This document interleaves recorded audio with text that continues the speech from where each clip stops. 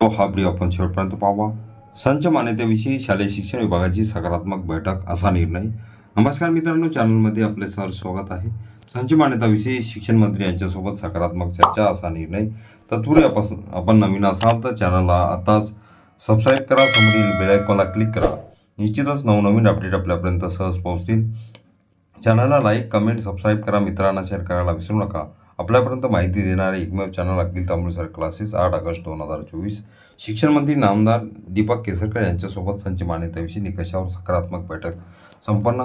6 August रोजी 15 मार्च 2024च्या संच मान्यता नवीन निकषाबाबत जवाहर बाल भवन मुंबई येथे शिक्षण मंत्री नामदार दीपक केसरकर यांच्यासोबत बैठक होऊन मुख्याध्यापक महामंडळाचे कार्याध्यक्ष तथा कोकण विभाग शिक्षक आमदार माननीय ज्ञानेश्वर म्हात्रे यांनी मुख्याध्यापक पदाचे निकष व मुख्याध्यापक पदास सेवानिवृत्त होईपर्यंत संरक्षण यासाठी जोरदार युक्तिवाद केला.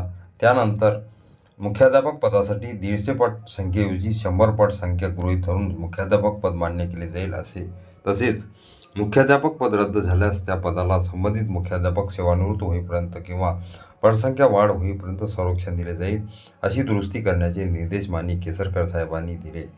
माझ्या कार्यकाळात आपल्या अनेक मागण्या मी मान्य केल्या आहेत, परंतु शाळेची गुणवत्ता हे प्रत्येकाचे पहिले कर्तव्य असावे अशी अपेक्षा त्यांनी व्यक्त केली.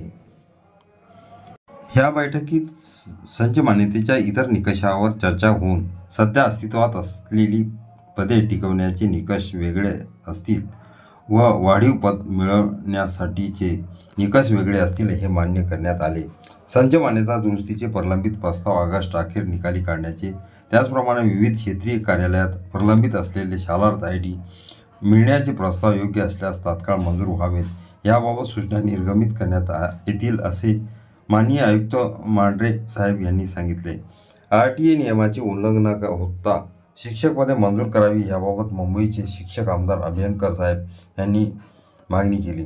पुणे विभागाचे शिक्षक आमदार माननीय आसगावकर व नाशिक विभागाचे शिक्षक आमदार किशोरभाऊ दराडे यांनी चर्चेत सहभाग घेऊन आवश्यक सूचना केल्या.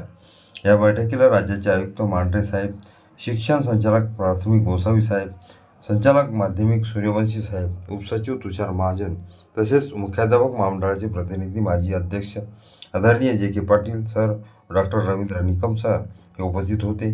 JK पाटील सर यांनी आपल्या युक्तिवादातून 4.1 व 4.2 मध्ये कशी विसंगती आहे व मुख्याध्यापक पद कसे अतिरिक्त ठरते व त्याच शाळेतील उपमुख्याध्यापक पदास मात्र संरक्षण आहे याचा अर्थ त्रुटी आहे यावर माननीय मंत्री महोदयांनी दुरुस्ती करण्याच्या सूचना दिल्या. सदर सभेला इतर अधिकारी सुद्धा उपस्थित होते. कोकण विभागाचे आमदार व राज्य मुख्याध्यापक महामंडळाचे कार्याध्यक्ष आदरणीय ज्ञानेश्वर म्हात्रे सर यांच्या प्रयत्नांना मिळालेले हे यश आहे.